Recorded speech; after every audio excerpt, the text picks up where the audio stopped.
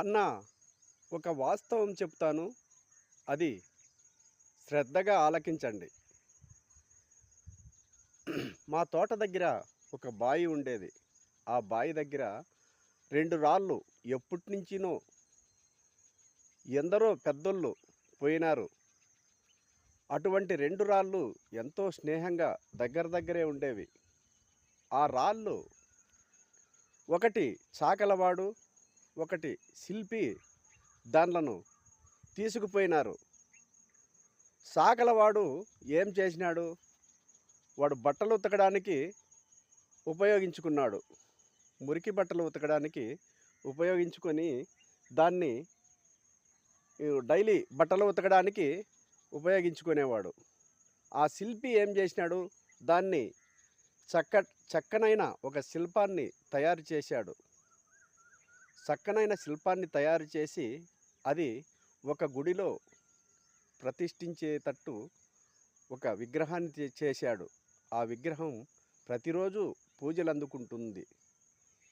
ఈ రాయి సాకలవాడు ఎత్తకపోయిన రాయి ప్రతిరోజు మురికి బట్టలు ఉతుకుతూ నేనేం పాపం చేశాను, ప్రతిరోజు మురికి బట్టలను ఉతుకుతున్నారు, నేను మురికి బట్టలు వదిలించడానికే నా జీవితము ఇలా కాలిపోయింది అని ఇది బాధపడుతూ ఉండేది.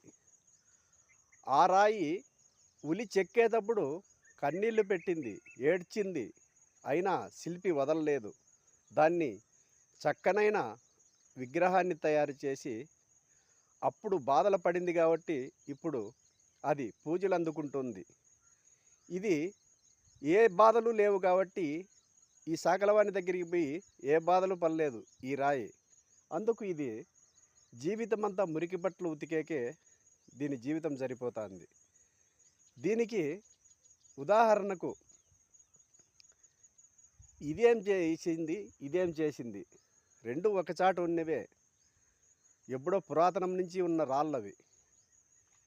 దానికి పూజలు అందుకునే భాగ్యం కలిగింది. ఈ రాయికి మురికి బట్టలు ఉతకడానికి ఉపయోగపడింది. ఇందులో సత్యం ఏమి దీనికి ఉదాహరణ? మీరే చెప్పండి మిత్రమా. నేను నిజంగా చూసినది చెబుతున్నాను. మనం మంచివాని దగ్గర ఉంటే మనకు విలువ పెరుగుతుంది. అదే చెడ్డవాని దగ్గర ఉంటే మనకు విలువ తగ్గుతుంది. ఇదే ఉదాహరణ. అంతే కదా మిత్రమా.